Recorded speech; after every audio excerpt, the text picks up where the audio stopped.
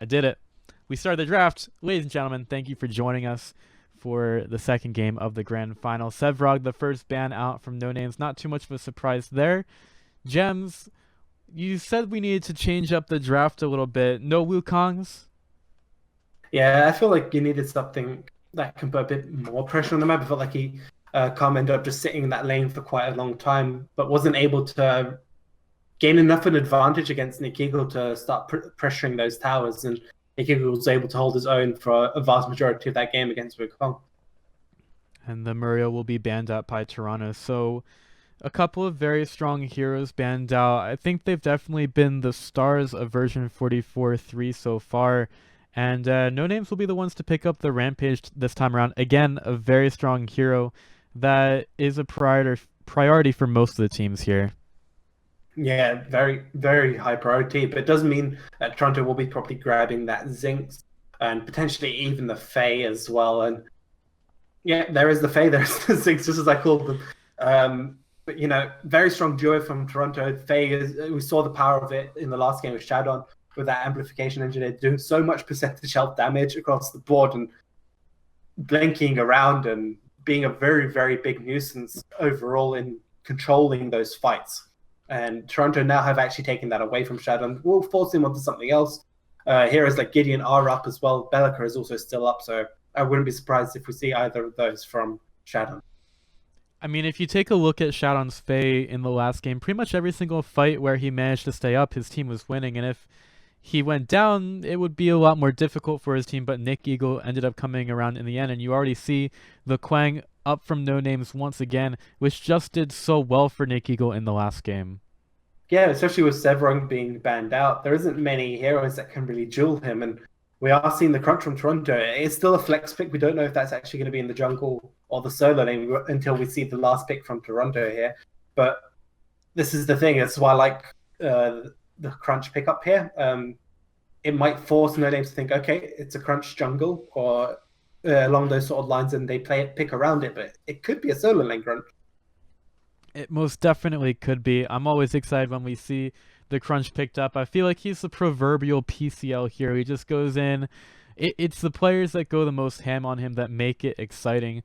And I am once again pleased to see him picked up here for Toronto Esports. And they've also got a Richter. So I'm probably going to be Blood Murray's on the Richter inside the jungle, taking Karma to the crunch in the off lane. Meanwhile, NoNames, they will finish up their draft with a Gideon and a Decker. I'm a little bit afraid for this Gideon because we've seen so much Zinx play against it, and while Toronto may not have a whole lot of disables against a Gideon, that Zinx Ricochet stun is definitely something to be afraid of. I mean, they have the Richter hook, which is one of the best things to do with Gideon. Gideon goes with that black hole. As long as your positioning on that Richter is correct, you can just rip blash him every single time and stop that black hole affecting your teammates while also putting the Gideon in a horrible position, which is kind of one of the best things you can do with a Richter. All right, well, we'll see how this Richter ends up panning out for Toronto as we get into the game.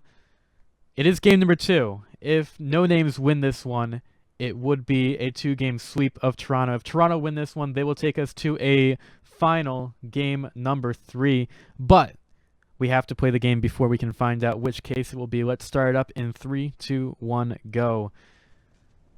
This is going to be a spicy one, ladies and gents. Thank you for joining us for the PCL EU number 5. It is Toronto versus the NoNames. The teams are on the wrong side, and now they are not.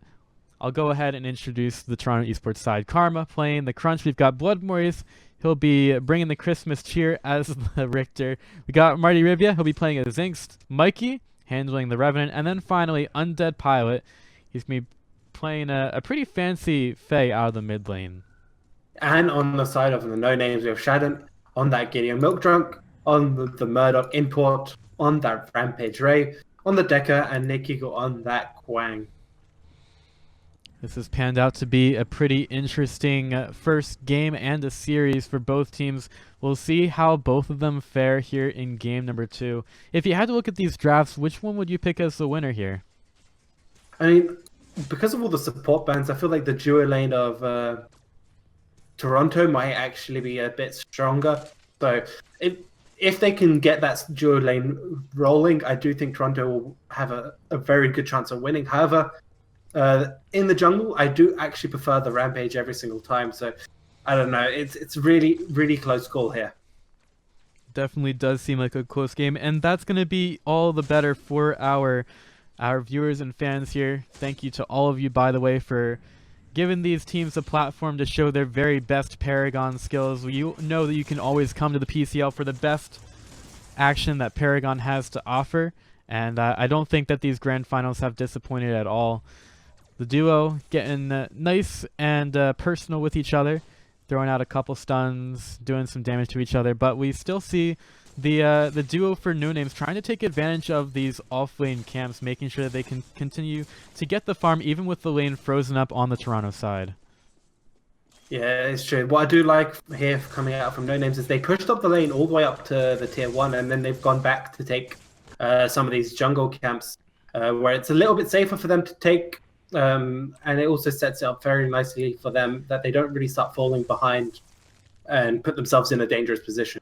Well, the battlefield has been set on the mid lane. Shadowin has to use the Dark Rift to get away from Bloodmore. He starts to drop the rocks onto him. The green buff is still there, though, and they don't really want to go onto that. Richter does also force out a rotation from the other heroes, also on the duo lane for both teams. So I think that Toronto, they're probably going to come out a little bit better in this early game, as that wave being pushed up is definitely playing into their hands a little bit too much here and is making it difficult for Milk Drunk and Ray to find the farm in the early game, which I think will just make things a little bit more difficult for NoNames here. Shadowin does get hit with the Riplash of Bloodmorius, and he won't be finding himself a red buff at all here. He has to get away now. Electrocute coming on through. Bloodmorius, he's going to move forward, but now he has to be careful. The rocks are dropping, and he's got to be so careful of that damage, and that's going to be the first blood. Milk Drunk takes it. He's been playing out of his mind through this series. He had the black buff through that, and he uses that to find the first blood. What a rotation from this duo. Yeah, he hasn't actually been able to farm in lane for quite a bit, but so he'll be very happy with that kill on board. Does actually give him a slight edge here against in overall power, but you know that again, because he wasn't farming in that lane, Mikey's still very, very close in terms of overall gold. Yeah, they are going to be very close simply because Toronto have a little bit more room in that lane, and they've been taking advantage of it quite a bit as well. Mikey's had some pretty easy farm. Now, Ray and Milk Drunk with a little bit more confidence under their belts and a couple more levels as well, they will start to creep on up there. They actually hit that stun on the Mikey. Looked like it might have missed. Meanwhile, though, in the other solo lane, Karma's taking quite a bit of damage from Naked Eagle. He's been getting down and dirty throughout this entire series, and Import is chasing after as well. Judgment of the Heavens looking for some help from Undead Palette, but that Bramble Patch is not going to be enough to stop anything here. And it's going to be another kill going the way of NoNames, looking pretty similar to the beginning of last game. Yeah, very strong early game presence here from NoNames, taking full advantage of this Rampage with the rock, with that second stun that gradually increases over time as he levels up. And I mean, it's what, 5 minutes into the game, and Import's nearly level 5 already, and this is the advantage of him being involved in all these kills. It absolutely is. He's had the impact on the map, and any inadequacy formed from having that duo lane just push early and try to get the jungle and lose out on farm as a result has been pretty much taken away by Import being so aggressive and so effective here in the early game. Bloodmorius, he should have an easy hook here on the Shadowin. He's trying to go for the recall, but he's actually not going to throw it out for now. Shadowin actually ends up seeing him as he roams over towards a ward that had been placed down. Yeah, it's looking like, I mean, if we're looking at overall gold, I'm not sure if it's just my screen that's bugged out. It's still very close, even with just the 2-kill advantage here. Well, hey, we're only 5 minutes in. I mean, the farming has been very, very strong here on the side of Toronto. They're actually ahead by about 20 CS on the board, and that's actually what's been keeping this difference very close. Karma is sick of Nick Eagle. They missed the rock actually onto the crunch, but I don't know if it matters. Import and Nick Eagle still want to go for this kill, but I think Karma might be regenning a little bit too much. Import needs another rock. He's going to throw it. He hits it this time onto the crunch. He still has that aqua buff on him, though. It's difficult to go for it, but he manages to slam the ground and get the kill. Import is hungry for blood, and he'll get it here in the solo lane. He's been on fire on the rampage.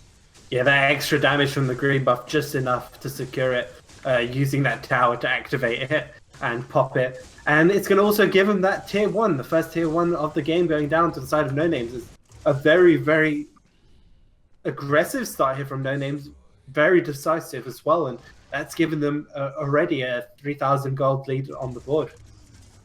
It's just ridiculous how NoNames are able to come out on all of these early engagements. They seem to have this early game down pat. They're as aggressive as they need to be, and they're really punishing Toronto Esports here in the early game, and they're going to get another black buff for Milk Drunk here, allowing him to be pretty dominant even on his own here as the Murdoch. Blood Mordius with that purple buff though is now able to try and look for a pick here. Try to get a free Riplash onto a target, and I feel like that's going to be his next play for Toronto to have any chance of clawing back in. Nice stun by Marty Ribby to start out as well. They're going to put down the wall. Ray, oh, that's so beautiful though. It's actually ridiculous how Ray managed to put that down to make sure that Milk Drunk was able to get away. That is some fantastic support play. Some play that I think even Marty Rivia would be jealous of. Very, very good play. Keeping Milk Drunk alive. This is why this duo has been dominating throughout the PCL. It's near impossible to kill them and keep them in a good position. And now we can see this call already straight to hop onto this Fang Tooth. They realized Blood Mordius had to recall. So even though Milk Drunk is a little bit low in health, there isn't any real support coming out here on the side of Toronto, and it is going to be the first free Fang Tooth going over. What a call. I mean, they know that their own wall is down. They just used their first Decker ultimate, and they still managed to go for the Fang Tooth because they take advantage of the recalls of the other team. Nick Eagle still getting aggressive here. He knows that Blood Mordius is there. Riplash and the electric field is available. They want to try to go for Nick Eagle, who is taking some damage here. Will use the Fury, but it's not going to hit on the Carmen. Now, can he get a kill? Has the Judgment of the Heavens, drops it down, but he's not going to be able to kill off the Crunch here, and he won't be dying anytime soon. So a nice rotation from Blood Mordius. That's exactly what Toronto Esports needed here after they give up the Fang Tooth. Yeah, but you can see the damage output coming out here from Nick Eagle. Even in that 2v1 situation, he did force a recall from Blood Mordius, and the same from Karma, has to recall. So even though he's down, there are 2 people on the map essentially out of commission for the next 20-30 seconds, which means that NoName's still going to be fairly comfortable here. Overall, you can see Milk Drunk hasn't actually recalled, even with his low health, has been farming up very well. His screen has probably been flashing red this entire time. I don't even know how I could play with that happening, but somehow Milk Drunk is completely fine with it. He still has that shield on himself, and he just wants to continue to try to farm on that lane. He knows how careful he needs to be as well, because all it takes is one Ricochet stun and an Obliterate, and Milk Drunk is off the map, so he'll probably just end up backing here. Yeah, he is. He's going to take a couple more camps back out, try and get a couple more cards under his belt. I mean, he's going to be I think he's getting bugged out. much... Yeah, I think he's bugged out. Let me see how close he is actually to grabbing that OPD, because that's what's going to matter. Yeah, he's getting very close now to potentially grabbing that. Well, we'll see what we can do to fix that, but we do have an engagement here on the mid lane. Undead Pilot is going to get smacked with a rock. Just comes on, flying in, drive-by rampage, and they're going to kill off the Fae on the mid lane. That's one of the downsides of that hero. You really do need some kind of mobility in order to stay alive, and right now it's just too early for that to happen. Yeah, it really is, and right now Toronto are trying to get this tier 1. They're trying to force down an aggressive fight, but Blood Mordius, he might be in a little sticky situation. We'll need to back out, take the long route around before trying to go for a gank here. Yeah, Blood Mordius trying to get as much pressure as possible. He's used to being able to outplay and outfarm the other team's jungler, but it just doesn't really seem like here. Nice fence by Ray onto Mikey. They need a little bit more. They missed the rock onto him, And Mikey's just going to continue to juke around in that lane. Not really too much that NoNames can do about that. Yeah, it really is looking really rough here for South Toronto. I mean, the Fangtooth is spawning up shortly. You can see the vision control. Toronto have got wards on either side of Fangtooth, but not inside the pit. So if NoNames go for it, they will be spotted, and I feel like Toronto will want to try and stop that happening. All right, the tower does get taken by Marty, Rivy, and Mikey, as well as the Winions. Not really a whole lot that NoNames are going to want to do after throwing in those stuns, but Undead Pilot does have to be careful on the mid lane. Bloodmore is going to come around from the backside of Shadon. He does have the Shadow Plane buff. Could catch him out here with a good silence. He's going to throw it out there. So Shadon can't really get out, but the skewer misses. Shadon jukes it. Bloodmore wasn't able to get him, but he does manage to get the Riplash. But I don't think that Shadon cares. Well, he should care because he just got ulted by Undead Pilot. Just wanted to put out a little bit of damage before he died, and that's going to open up the Fangtooth for Toronto Esports. Should be pretty easy for them to take here, but I don't know if NoNames are going to allow them to take it so easily. Looks like Ray is going for it. Karma's shown up as well, and Import is ready to go. Import has to get over to the pit, though. Bloodmorius gets it low. Bloodmorius about to get it down. They waste the rock. Import has to be able to go into his ultimate. Bloodmorius is nearly dead. That's going to be a Fangtooth going over to Toronto Esports, but can NoNames do anything about it? Import's going to go forward. Karma's still on the backside. They go after Mikey. Import can't even get into this one, though, but a beautiful judgment of the heavens from Nick Eagle. Ricochet stun still doing work for Marty Rivia, but it's not enough. Mikey's still gone down, and they might try to get a little bit more. Running over to the side, thinking about going for Undead Pilot. They decided to just say goodbye to Karma, and they're actually going to be able to get a green buff off of this as well. Even though they've managed to grab that Fangtooth, NoNames still have initiative on the map. They're able to take down this tier 1 tower, potentially even push for more if possible. Yes, they lost the 5k gold and gave it over to Toronto, which is what Toronto really did need to stay in this match, but look at the aggression coming out here from NoNames. Yeah, NoNames are just going ham onto this tier 2 tower, and the minions keep on rolling in, ready to go for it. Milktrunk is so aggressive so far up. He has to be careful here. He cannot afford to get caught out, and Bloodmorius is so adept at doing that one. Rock gets thrown out, and Toronto Esports really can't pursue this too much at all, and they might have to be even more careful as the buffs are up, and looks like they're both going to be picked up for NoNames, and I don't really think that NoNames have to back up here either, so Toronto will have to be careful. Yeah, they will need to be a little bit careful. NoNames are still very healthy here, and Mikey might be caught out. Mikey's gotten caught out. He gets hit with the stasis bomb. There's a rock there as well. Undead Pilot's going to get caught in the containment fence, and he's just trying to flit away as much as possible. He's going to fall. Marty Rivy, he's got to back up as well. Ricochet stun will give him some room, but can he get away? He will for now. NoNames, they are still going to try to push in through the mid lane, or do they? It might be an OP call, and it might be the perfect for them as well. It's right on top of a ward, but I don't even think they care. Karma's about to come in from the side, needs to stop this Orb Prime play in its tracks. What is going to happen here? Karma goes on in. He might be too early. There's a black hole from Shadon. It will get stopped by the ricochets. Oh, wait. It wasn't even stopped. It didn't actually go. Shadon continues to go with the black hole, and Bloodmorius, he will end up getting blown up by NoNames. They're going to continue to go for that Orb Prime. I'm not really sure what happened with the black hole. We saw the effects of it, but it looked like it didn't actually go off from Shadon. Yeah, I think it just got cancelled right before the first tick of damage even happened, so it got fully refunded. However, 14 minutes in, Prime going over to NoNames. They have now built themselves a 10k gold lead. And in this sort of very close skill-based matchup, that is very substantial. It is so substantial, and take a look at this gold lead. Toronto Esports just got a Fangtooth under their belt, and it's still going to be an 11,000 gold lead for NoNames here as they pick up the OP. They need to get control of their lanes, but man, if they're in a really good position to try to push this one in, they only have a tier 1 tower to take in the left lane, and that mid tier 2 is nearly dead. They're at least going to get a jump pad here. Yeah, they will. They also got a free Fangtooth. They're going to use this Prime now to start on the Fangtooth. Toronto really can't force a fight here at all. It will be very, very risky to do it. They need to have those towers and to stall out this Prime as long as they can to have any hope of getting back into this game. They need to find something to do here. They need to at least knock the NoNames back on their their back legs here, as it's just so difficult to find anything against this crew. Nick Eagle, the standout player for the squad, but they've had so many good plays here. Imports also had a fantastic game as the Rampage, and Milk Trunk, I mean, I've hardly even seen any competitive matches from him, but he's definitely played a fair match here as well.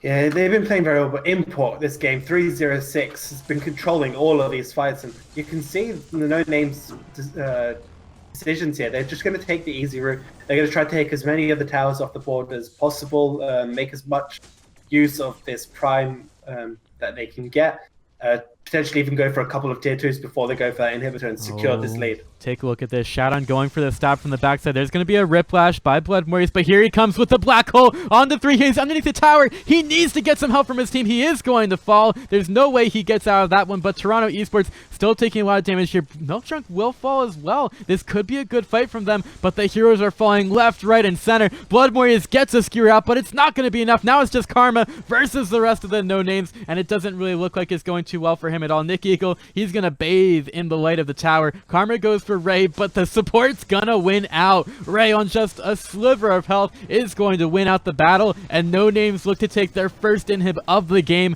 It could be the nail in the coffin for the grand finals. I think we got a little bit more Paragon to play here, but they're definitely well on their way to taking the championship.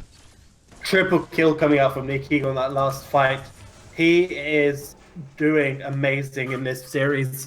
Every single game he's been on this Quang, holding up a lot of this frontline position. Hasn't actually been taken out that often at all, and I feel like Toronto is really struggling to deal with this Quang. It feels like they just haven't figured out the Quang this entire game, and for a team as experienced as Toronto Esports, you would expect them to have some kind of answer for it, but they just haven't been able to find it this match or this series. Nick Eagle has been able to have free reign in pretty much all of these fights. He was just sitting in the tower range doing whatever he wanted, and they're definitely paying for the price for it here. Toronto Esports, they can't answer the Quang, and now they're forced to deal with the rest of the team. Looking at the gold, looking at the builds, it is about 18k difference now on the board, on the side of NoNames. Build-wise, Import has got that Unbroken Spirit as we saw before. We're also seeing the Plague Lord Malik on the Quang, on the Gideon actually.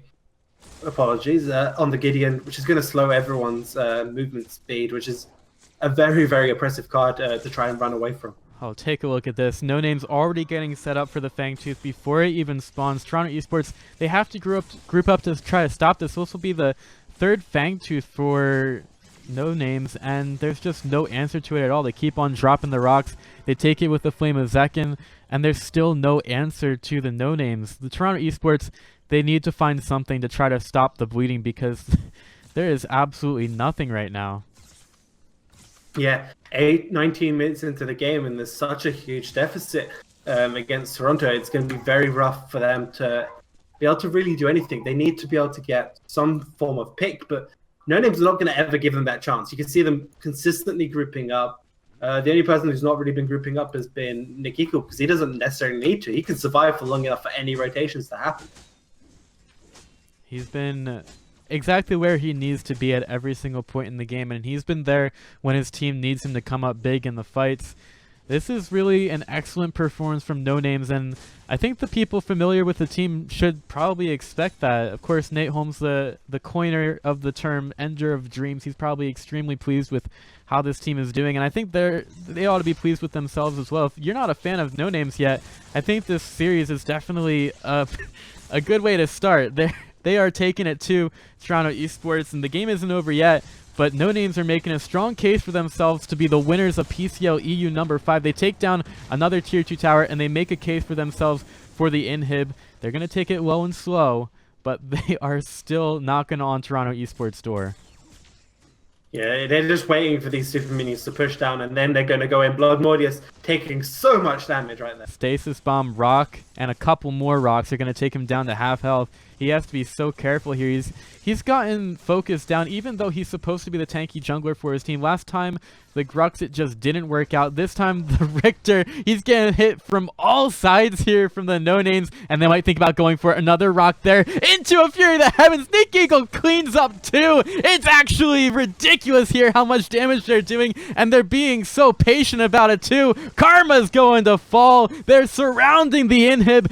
NoNames are taking down 3 in a matter of seconds, and that inhib is not going to stay alive for long. Shadon is going for the stab against his former squad, and they're going to go in and try to take that inhib and the game. Black hole into a rock on the Mikey. They take out the edgy Revenant, and that should be all she wrote for the Toronto Esports Club. NoNames coming in with a fantastic grand finals and a fantastic tournament to take the victory and the championship here in PCL EU number 5. 21-minute final against Toronto. They played phenomenally. Congratulations on NoNames for taking this PCL EU, and very well deserved. There isn't much we can say. To be honest, they played so well. Controlled all those Fangtooths throughout the entirety of the game. Throughout the series, to be honest, they did very well controlling all the objectives, and a very well-deserved victory for them. It was absolutely well-deserved, and they came out fighting from the gate. That's definitely the style of NoNames. They want to take you down in the early game and try to turn that into a mid-game advantage, and that's exactly what they did in both these games here. They were fantastic to watch.